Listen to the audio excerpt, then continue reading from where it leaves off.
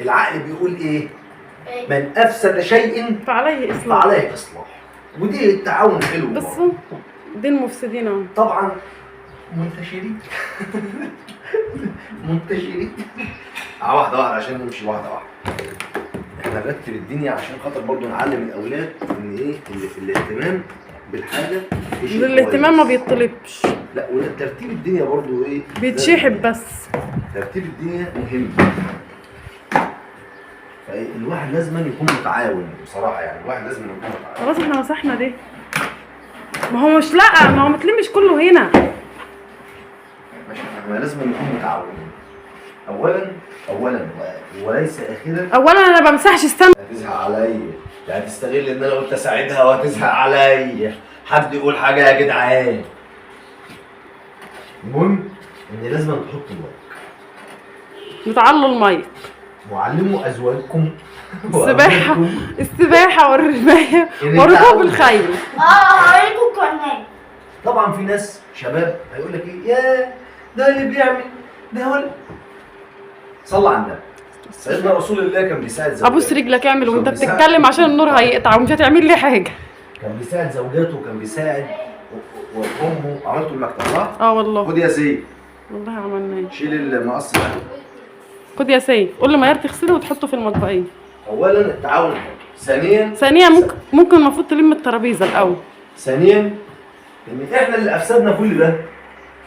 احنا اللي عملنا ده. مكان ما هما بيقعدوا تخيل بقى الشاب ولا الفت العنتر اللي شداد اللي هيقول لك لا المفروض الراجل ما يعملش. لا ما هو انت بتعمل غلط كده، عارف ليه؟ انت المفروض هتنفض الكنبه الاول عشان تعرف ان انا بقى. لا ما هو عشان لما تطلع الحاجه مش هننزلها لما نكنس الاوضه، فانت هتكون نفضت الكنبه ورصيت عليها الحاجات. ده شغلانه بقى. فهمت بقى؟ قطعت حبل افكاري. ما هو انت اللي بتعمل غلط. الفت بقى اللي هيخش يقول لك ايه، لا الرجاله المفروض ما تعملش. يا اخويا ما انت لو رحت غربه وانت قاعد في مكان ايوه انا بعلمه بقى. ما عملتش هتبقى جفير. انا بعلمه. انت منتنه. انا باهله يا جماعه. فلازم تعمل، لازم تتعود ان انت تعمل كشاب. اعمل، تساعد امك. يا عم بلاش تساعد حد، نظف المكان اللي انت قاعد فيه عشان تبقى نظيف. اللي وقع وقعوا الكروت اللي بتاعك. نظف المكان اللي انت قاعد فيه عشان تبقى نظيف. تعلم النظافه. ما تبقوش عالم جفطه. اوريكم يا ماما. ما تبقوش عالم جفيطه. فلازم الواحد يتعلم النظافه في المكان اللي واقع. خلي بالكوا هو نفض الفرشه وايه ورجعها تاني. ما يبقاش جفيط. احنا اللي عايشين في المكان. فاحنا يا اما تبقى جفيط والمكان اللي انت قاعد فيه مش منظم ومش مرتب، ودي حاجه بصراحه مش حلوه. يا اما تبقى منظم يا اما ما تبقاش ومرتب وتبقى قاعد في مكان نظيف. فانت كل واحد وراحته. قولها اخر مره. تعالى. فالاحسن ان احنا نبقى منظمين. دي نصيحه يعني. بس انا حاسه ان انت بترجعش الحاجه كويس. والله. والله يا سيدي بقى في ناس بقى ما بتحبش انها تبقى قاعده في مكان نظيف. دي حريتك الشخصيه براحتك بقى. ما احنا مش هنشيل دول، احنا هننفضهم بس. هنشيلهم يا محمد عشان لما نيجي نشيل الفرشه يا محمد. هنشيل ايه؟ اللي تحت دي؟ ما انا كنت بقول لك نفض الكنبه دي ليه؟ عشان ترص عليها الحاجات. شيل يا ابني شيل. استغلاليه. بص يا جماعه بيعمل الحاجه هو مش بيقول لكم رسول الله بس من ورا قلبه عايز يولع فيا. احنا مش ماشيين طبعا اصلا يعني. لسه هنفرش بقى على العيد وعليكم خير. العيد قرب، كل سنه وانتم طيبين. ومستغلين اماكن يعني ايه؟ بصوا يعني احنا عاملين استغلال حلو. مثلا الترابيزه دي مالهاش استخدام، عملناها كنبه شازلونج. لا ما احنا مش هنحطها تاني بقى. لا هحطها تاني. ليه؟ كده عشان نعمل كافيه عليها. ماشي سيبها زي ما هي. ماشي اتفقنا على كده. ما ترجعش الحاجات مكانها بقى. ما نقفل ما نكنس. لم بقى الترابيزه. نشيل دي كمان. هتنفضوها وترجعوها. بس اصبروا مبروك يلم الترابيزه الاول. شد يا ابني. اوعى تيجي تخبط سنانك زي ما خبطتني يا سيد. شد يا ابني. ركنا قدام المكتب بقى انا. ايوه نزل يا سيف على الكنبه. انا هو نزل على الكنبه الثانيه. انت هترجعهم مكانهم. بيستغلوني. التيشيرت دي يا محمد. طب هاته ما تنفضش بيه، ما انت بتنفض بحاجه تانية. طبعا بصراحه انك تقعد في مكان مرتب دي شيء جميل. مش هياخد 5 دقايق على بعض بس ولا الموضوع اكتر. مش هياخد 5 دقايق على ما بعض. هات عملناش يا ست حاجة. يلا هات. الموضوع مش هياخد ايه؟ بس وانت بتحط اظبط ايوه كده. لا زي مهما كان الست ست يا جماعه. كده. انا بس بيعمل احسن منك يا محمد، والله بيعمل احسن منك. اهو حلو اهو. دي اللي مش مظبوطه الاولانيه دي. اهو اعملوا كده اهو، تقوموا عاملينها كده اهو وبعدين ترفعوها كده. هلا ما هو انت اذنه الفرشه. اي هتعملها انا هتعملها. طب اعملها ازاي؟ يا ولا يا ولا تعليمي. قشطة علينا قشطة علينا انت احنا نهزر. هننفض بقى الفرش ونرجع لكم تاني. انا بدأت على فكرة. انت عم بدأت لوك لوك لوك. يب.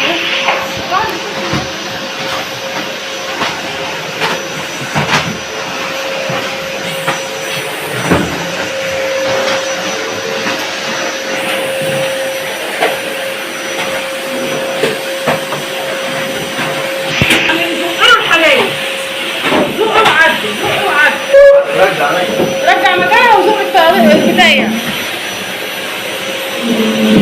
بص شيل ده وشيل شيل ايه يالا؟ شيل ايه؟ شيل زي الكنبة؟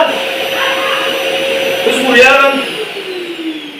شيل الكنبة ايه اللي شيل ده؟ ما بقولش شيل الكنبة، بقول له شيل اللي بتاع الكرسي اللي جنبيها. كرسي كرسي مش شيل الكنبة. الكنبة هات من تحتها، هات من تحت الكنبة.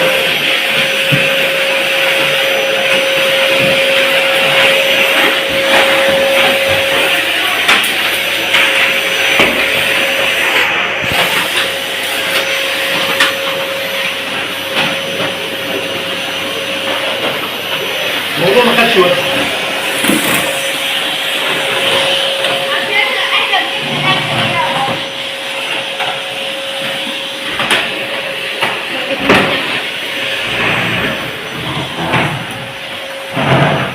تعال صور عم نفض اللي ابتدى. ما خدش وقت، يعني احنا ما مش هنكمل كملتش. 10 دقايق وادي اوضه خلصت، وهي بتعمل اوضه، وغاده بتعمل اوضه ثانيه، ومايرو بتعمل اوضه ثالثه، وسيف معايا، واحمد بيعمل اوضه ثانيه. كلنا الحياه مشاركه كده. الشقه كلها ما تاخدش 10 دقايق على بعض. اوريكم جاهزه 100 100. اهي. صح يا سوبر؟ سي اقفل. لا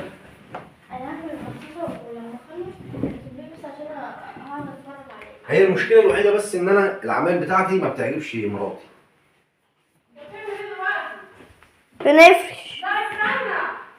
انا مش بقول لكم لها ديتيلز كده، لها ديتيلز لازم ايه كل ما اجي اعمل بيفرش حاجة. على طول اوتوماتيك بيفرش. لازم تعمل تحط التاتش بتاعها، يعني لازم التاتش بتاعها، والله انت متخيل. لازم التاتش بتاعها. جابت قلت لك يا لهوي النسوان ديت ما حدش يعرف يساعدها ولا يراضيها ابدا.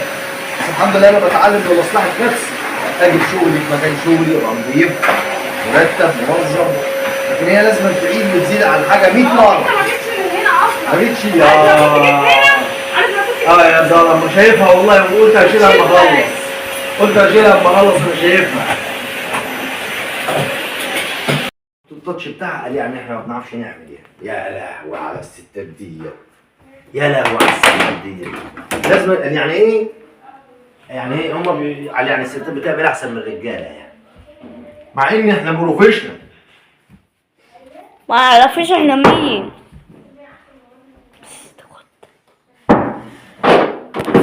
اهو حصل ايه يعني؟ ما احنا بنعمل زي الفل اهو. عارف على انما هتيجي هتحط التاتش بتاعها برضه. هتيجي هتحط التاتش بتاعها برضه تقول لك اصل مش عارف ايه. اقسم بالله لازم تحط التاتش ده. احمد بقى عامل لي فيها المخرج. هو مخرج الدش والفرمش. احمد هو المخرج الدش احنا عاملين ده شازلونج. عاملين هنا شازلونج. احمد بقى ايه كان بيظبط الاوضه الثانيه وهو بقى عمل فيها مخرج دلوقتي.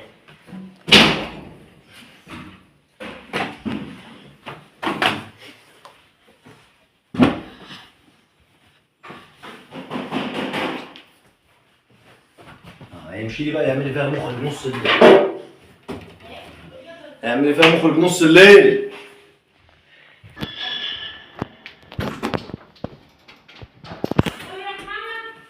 احمد خلص الاوضه بتاعته وهيعمل لي فيها مخرج نص الليل. بصوا الحياه بقت جميله ازاي، الحياه بقت مرتبه وجميله ازاي ومنظمه ازاي. بصوا يا جدعان والله العظيم احنا بروفيشنال يا جدعان، الستات بس اللي عامله فيها واعيين وان يعني نظيفه قوي. احنا اهو يعني انا لو اتزنقت في شغلي في السكن بتاع الشغل مثلا اخش ارتب اوضتي بنفسي منظم، اخليها نظيفه، اقعد في مكان نظيف يروق الاعصاب، يهدي الاعصاب، يروق ويعمل بروفيشنال. بس ادي الاوضه بقت 100 نظيفه بعد ما كان العيال عاملينها عربخانه. لايك ليا وشيروا اشتراك في القناه وادعموني يا جدعان وقولوا لي انت 100 وشجعوني كده عشان اعمل تاني.